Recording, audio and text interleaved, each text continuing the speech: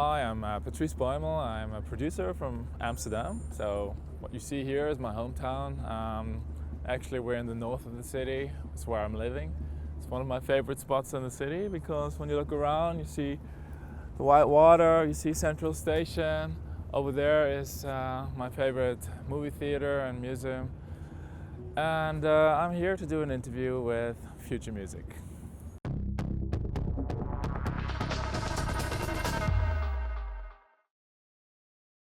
My favorite piece of software is, of course, and always will be Ableton. It's like my super sampler, does everything.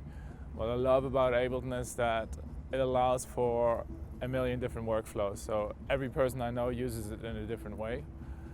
And one major advantage for me is I'm a producer, I'm a DJ, I'm a remixer, and I can do all of these things inside Ableton. I can make a podcast, I can do a remix on the plane while traveling, so Ableton for me is my go-to tool. Yeah, I'm not really up to date on the latest things, the latest releases. I simply don't care about it. I'm always eyeing anything that comes out from the Dave Smith area or the Moog area. I like my hardware synth, and I really like the simple stuff. The one function per button, and a simple structure, the stuff that you can operate without reading a manual. The thing that I'm most looking forward to seeing during ADE is my bed.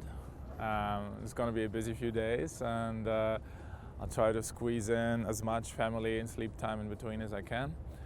And musically, I don't know, I'm just looking forward to seeing my friends play, bars, clubs all over the city, and also just meeting people from all over the world again. When I'm traveling all year, you make a lot of friends, and all of a sudden they're here in your city and you can show them around a little bit. So this feels good to be a host and to give back a little bit. I think a big trend next year is gonna be more abstract techno music, more minimal, more focused on interesting sound designs, really a departure from the warm and percussive and ethnically influenced house and techno music towards something that is a bit more cutting edge and a bit more modern. And I think that really fits the zeitgeist of the moment. You see, for instance, also in the movies, you see a lot of science fiction movies coming out for a reason, because there is everybody is feeling that there is a new future coming.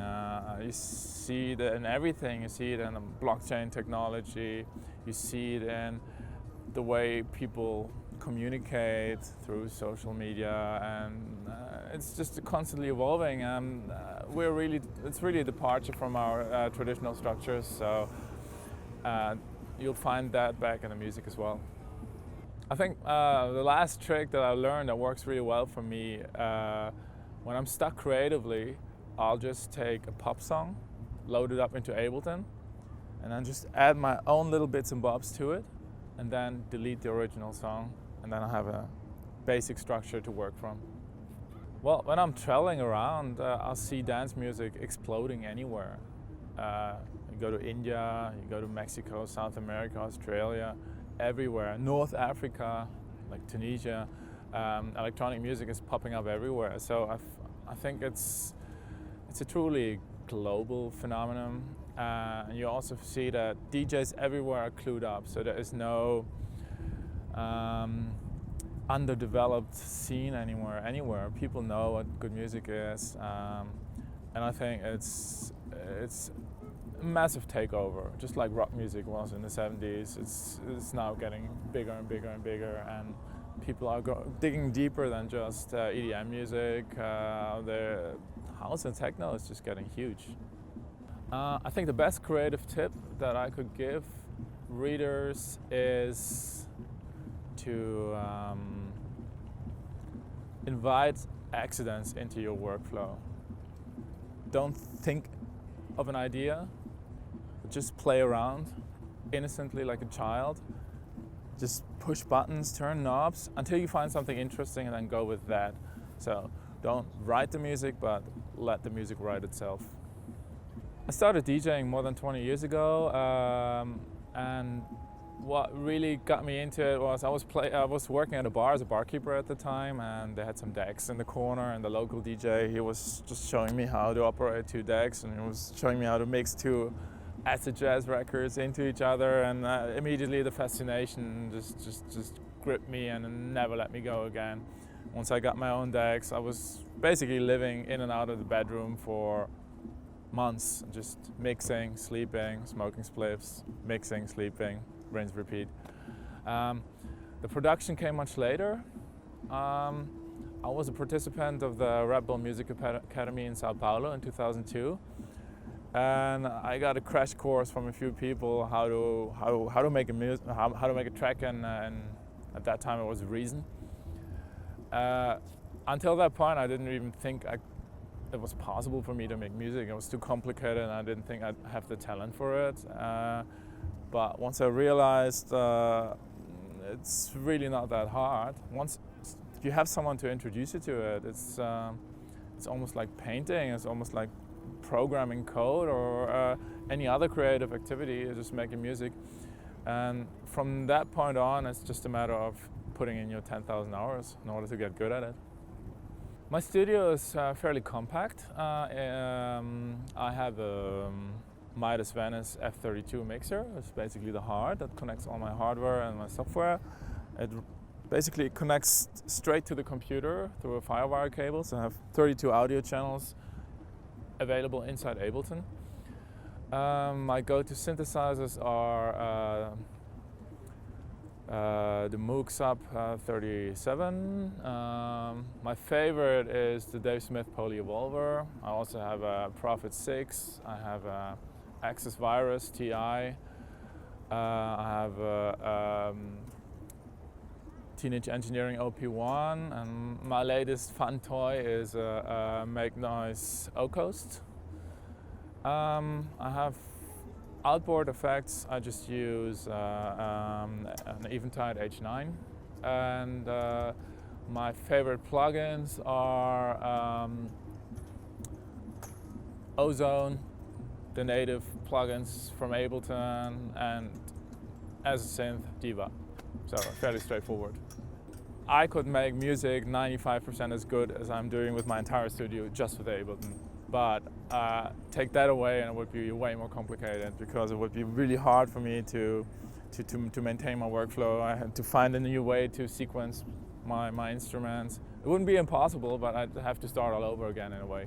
So Ableton is my favorite instrument, my super sampler. The latest addition to my studio is the Make Noise O-Coast. It's a semi-modular synthesizer. It has all the plugs on the front, so you get like an introduction into modular synthesis, but at the same time it runs standalone, so you don't need a whole rig.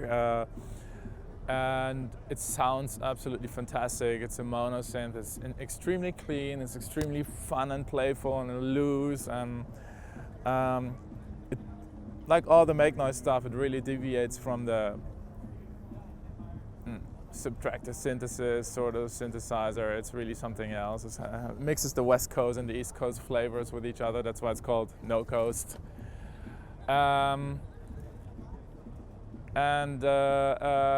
It brings a bit of squeakiness, a bit of randomness into my music. And if you take, let's for instance, you take my track, my latest compact release. What was it called? I forgot. My latest compact track. That one has a lot of squeaky noises on it, and that's just to make noise. The one piece of gear that I've always dreamt about was an Eventide's H8000 FireWire effect unit. It costs a lot of money, secondhand even. It's like 5,000–6,000 euros.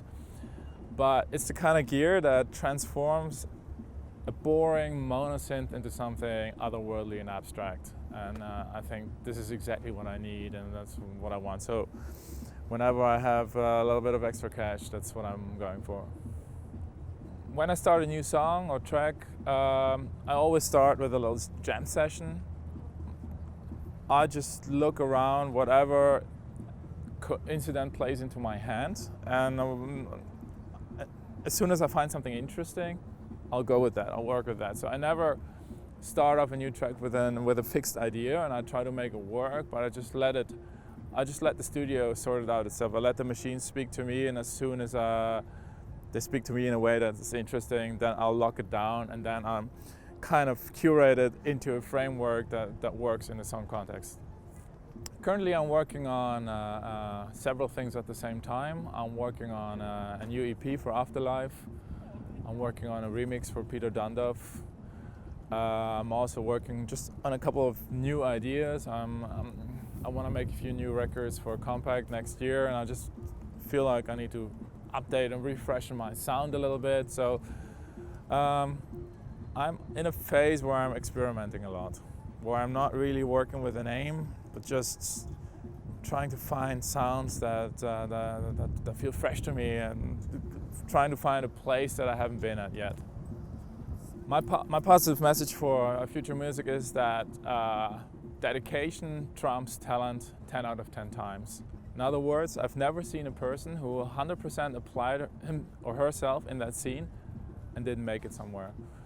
So, and I think that is really encouraging, because it means that if you really want it, there's a way into making music for a living for virtually everyone. Well, thank you guys for listening. The only message I have for you guys is make more music, make better music, make sure you get better every day. Don't compare yourself to others, but compare yourself to yourself the day before.